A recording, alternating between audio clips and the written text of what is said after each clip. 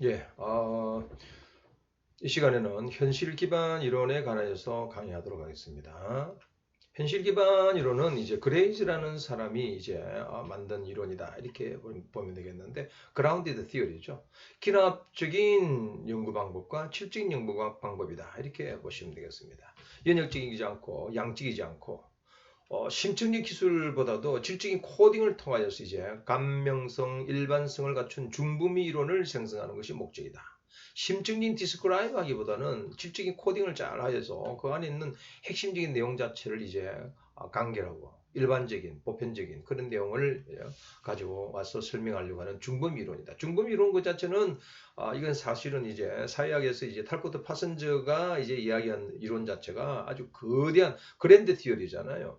또 상징 상호작용론에서 이야기하고 있는 내용들은 아주 마이크로한 인간관계를 이야기한다 이 말이죠. 따라서 매크로한 것과 마이크로한 것의 중간에 있는 미들 레인지의 이론을 이제 우리가 보통 중범위 이론이라고 보통 이야기하는데 거기에 있는 내용이 이제 현실 기반 이론이다.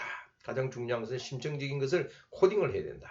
완전 디스크라이브하기보다는 연구자와 연구 대상 간의 계속적인 상호작용이 끝날 때까지 계속 수정 보완한다는 차원에 있어서 이제 현실을 토대로 한 어떤 이론이다. 그리고 이 현실 기반 이론이라고 하는 것 자체는 널리 이제 현상학이라는 것 자체가 현실 기반 이론으로 이제 드러나고 있는 방법인 것이죠. 특히 사회복지 치료 방법론에 있어서는 이제 현상학이 현실 기반 이론으로 잘 드러나고 있다. 이것은 김춘택의 다문화 가정에 관련된 일상생활과 현상학적 해석이 가는 내용을 이제 보시면 참고하시면 되겠습니다. 그레이즈입니다. 이 사람은 로버트 머튼이라든지 또 라자스펠드 같은 사람, 이 사람들은 이제 중분 미론을 주장했던 그러한 사회과학자인 것이죠. 그래서 스트라우스 같은 사람하고 같이 이제 캘리포니아 샌프란시스코에 있는 캘리포니아 대학에서 이제 포스트학도 했고, 가장 중요한 연구 결과는 그 캘리포니아에 있는 병원에 죽어가는 죽음의 어떤 인식, 뭐 이런 것들을 가지고 연구를 했던 그러한 것이다. 그것이 그라운드 티어리로 이제 스트라우스와 함께 이야기했던 것이고, 나중에 스트라우스는 이제 코빈 같은 사람하고 이제 같이 또 연결해서 많은 이제 연구를 했던 그러한 것이죠. 저자인 윌리엄 그레이즈는 64년도에 리얼리티 테라피라는 방법을 가지고 치료를 했었는데 가장 중요한 게 선택 이론이다. 모든 생명체는 생리적이고 사회 심리적 행동을 선택한 결과로서 인간은 움직인다. 이렇게 보는 겁니다. 가장 중요한 것은 인간은 생명체를 가지고 있는 것이고 또 생리적인 것이다. 사회 심리적인 것이다. 그에 따라서 선택한다. 이것은 이제 생리적이라는 것은 프로이트의 방법론이 또 사회 심리라고 하는 것 자체는 에릭슨의 방법론이 선택을 한다는 것 자체는 인간의 그러한 로저스의 칼로스 방법론 같은 이런 것들이 이제 같이 결합되어 있는 것이다. 이렇게 보시면 되겠습니다. 현실 세계라는 것은 현실에 있어서 보는 어떤 정신 분석에서 이야기하고는 인과관계만 이야기하고 수는 없는 것이죠. 그것은 드러나고 있는 감정이나 감각이나 지각이나 모든 것들이 하나의 어떤 개체 전체가 이제 드러나는 것이죠. 그것이 현상학의 하나의 토대가 되는 거죠.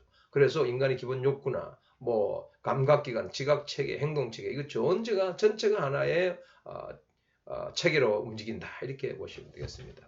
그래서 현실 세계는 감각, 그다음에 지식, 뭐 여러 가지 어떤 지각 체계로 거치면서 지각 세계에 전달되는데 이 현실이라는 것이 지각 세계와 일치되면 즐겁지만 그렇지 못하면 상당히 고통스럽다. 인간 행동은 활동, 생각이라고 하는 앞바퀴가 있고 느낌과 생리라는 뒷바퀴가 있는데 앞바퀴가 바뀌면 다시 말해서 생각하고 활동하는 것이 바뀌면은 느낌과 생리인 것도 바뀐다.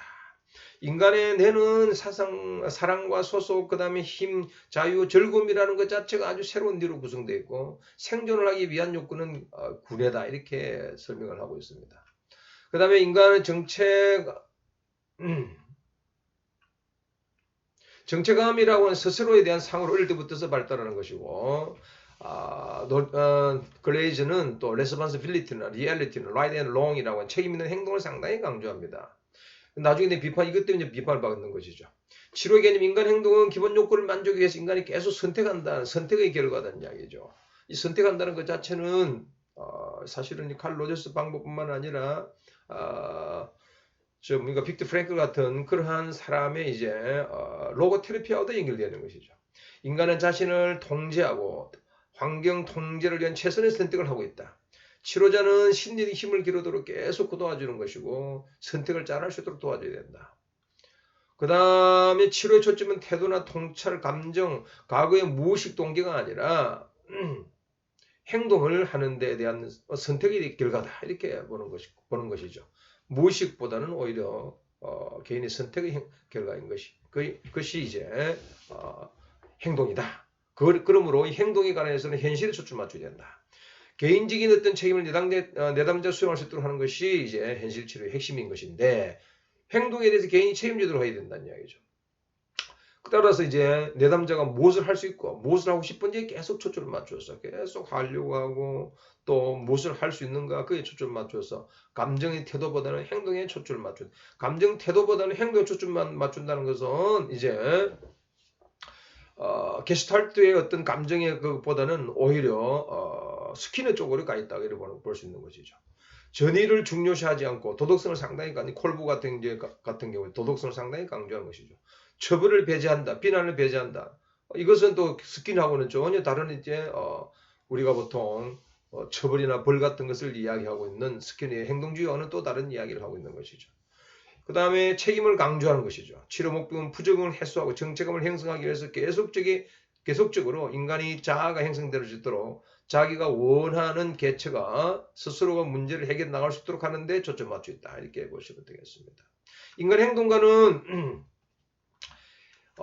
개인이 바라는 좋은 어떤 세계와 지각 세계가 불일치되면 갈등. 그 갈등 원인 자체는 자기가 바라는 세계와 지각하는 세계의 괴리가 일어났을 때에 갈등이 일어난다. 따라 욕구 충족을 위한 합리적인 행동을 배우거나 계획함으로써 성공적인 삶을 살아갈 수 있다. 적극적인 바람이 뭔가를 탐색하고 자기 행동에 대한 평가, 자기 계획에 대한 교육, 뭐 이런 것들이 이제 상당히 중요한 내용이다. 인간은 그래서 자기의 욕구의 원함을 충족하려고 하고 환경으로부터서 지각 현상과 원하는 행동 차이의 그 차이가 바로 행동의 원인이다. 자기가 원하는 행동과 지각하는 것의 그 현상 자체가 행동의 원인이 될 수 있다는 이야기죠. 활동, 생각, 느끼기와 신체 반응이 이루어진 전 행동은 목적이 항상 있으며 그 목적에 따라서 움직인다. 활동, 생각, 느끼기도 상당히 중요한 것인데 그것이 이제 계속적으로 중요한 것은 그 문제를 해결할 수 있는 전인격적인 반응을 같이 봐야 된다는 이야기죠. 따라서 인간은 감각체계, 지각체계, 감각체계, 지각체계도 강조한다는 것은 이제 게슈탈트라든지 아니면은 이제 앨리스라든지 그런 쪽과도 관련되어 있고 현상학과도 관련되어 있는 것이다. 이렇게 보시면 되겠습니다. 주의를 기울이는 행동이라 판단을 보류한다든지 자기 자신을 개방한다든지 주제에 귀를 기울이고 윤리적이고 이런 내용들이 상당히 중요하다.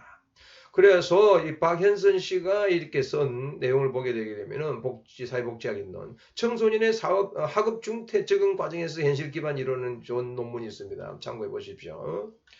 학업 중퇴라는 개념 자체가 뭐냐? 현상학적으로 가장 이제 중요한 개념으로 정리되는 것은 제도 구조로부터 해방되지만 학생 신분 누릴 수 있는 다양한 소속감과 혜택을 모두 포기해야 되는 학교 중퇴라고 하는 것 자체는 이런 의미를 가지고 있다는 이야기죠. 원인 자체는 자기 실현 욕구로부터서 학교 좌절, 상처, 비행이고 그 다음에 정보의 그러한 지연에 따라서 다양한 행태가 드러나는데 자기 탐구나 혼란, 탈출, 자포자기 뭐 다양한 행태의 인간이 드러난다. 이렇게 보시면 되겠고 첫 번째는 이제 의미 상실 단계, 탈학교 단계 그러면서 사회적 실험이나 경험의 단계를 거쳐서 새로운 의미 분위 단계로 이렇게 가는 것이 현실 기반 이론의 가장 현실적이고 핵심적인 내용이더라. 그게 관련되어져 있는 치료 방법에 있어서는 변명하거나 비판, 처벌, 포기하지 말고 강압적이지 말고 무시하지 말고 하는 이런 내용들. 그래서 인간 행동을 바람직한 상담 과정은 욕구, 바람, 지각을 원하는 것이 뭔가? 행동 전체를 바라보는 전인격적인 그런 이야기하는 것. 이것은 이제 현상학의 가장 핵심적인 내용이잖아요. 지각과 그 다음에 감각, 우리의 모든 행동 그 전체를 다 이렇게 파악해서 우울이나 분노 자체, 원인 자체를 파악해 보는 겁니다. 행동 계획에 대한 자기를 평가를 해보고 계획하고 약속하고 그 다음에 방법을 적용해 보는 것인데 상담 과정을 보게 되면은 관계 형성을 하고 원하는 것이 무엇인가 지금 당시 행동에 도움이 되는가? 비효과적이고 부정적 행동을 찾아서 그 행동을 이제 변화시키는 것이다. 유무라든지 역설적 기법이라든지 직면이라든지 직면 같은 경우는 결국은 이 브로이트 방법론이 끌고 들어왔다는 이야기고 유무라든지 역설적 기법 그 자체는 로고테라피의 그러한 그 뭡니까 실존주의 어떤 치료 방법이라든지 로고테라피 방법에도 나오는 다양한 것들을 끌고 들어왔다는 이야기고 인지치료 방법론도 끌고 들어왔다는 이야기예요. 심리적 문제 형성은 자신과 주위 사람들의 자신을 사랑하고 가치 있게 여기면은 성공적인 정체감이 발달되고 그렇지 못한 패배감. 에디슨과도 이제 같은 그런 내용들이다 이거죠. 상담 목표는 내담자가 자신의 행동과 선택에 책임을 질 수 있고 만족스러운 방법으로 자신의 심리 욕구인 사랑하고 소속하고 힘, 자유, 즐거움을 충족시키는데 상당히 조력할 수 있는 것으로 인간을 선택적인 책임지는 그런 선택의 인간, 그게 초점 맞추고 있다. 상담 과정 자체는 내담자와 상담 관계를 형성하고 욕구를 탐색하고 현재 행동에 초점을 맞추고 내담자가 자신 행동을 평가하고 책임의 행동을 계속 세워나가도록 하는 것이다. 청소년에게 상당히 도움을 줄 수도 있고 아까도 현실 기반 이론 같은 경우는 호스피스라든지 호스피스 병동이라든지 그런 데 있어서에도 상당히 효과가 있습니다. 책임을 강조하고 문제 행동의 근원에 자신에게 있음을 깨닫게 해주고 내담자 스스로가 실행 결과를 평가할 수 있다는 그런 효과가 있어 단기 효과에 효과가 있다는 것이고 그러한 것에 스스로가 실행 결과를 평가해 볼 수 있는 그러한 유용한 점이 많다 이렇게 보시면 되겠습니다.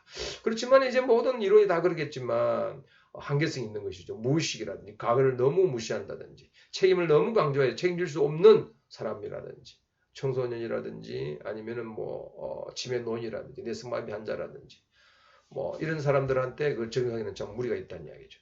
해결 제시하는 것은 통화하는 것을 통하여 내담자의 실력을 행사할 수 있다는 것이다. 욱박지를 책임을 너무 강요할 수 있다는 이야기죠. 표면적 문제를 다루므로 깊은 내용을 강구할 수 있다는 인간의 내면식 말 자체는 이제 프로이트의 방문론하고도 깊이 관계되어 있는 거죠. 무의식 세계를 건드리지 못하고 드러나고 있는 현실, 드러나고 있는 감각, 드러나고 있는 지식 체계 여기 머무를 수밖에 없는 그런 한계점이 있다라고 하는 것이 한계성입니다만 현실 문제를 전인격적으로 좋은 책임 있는 행동으로 문제를 하나하나 계속 가면서 추적해낼 수 있다는 그런 차원에서 상당히 효과가 있는 그런 방법론이다. 이렇게 보시면 되겠습니다. 예, 강의 마치도록 하겠습니다.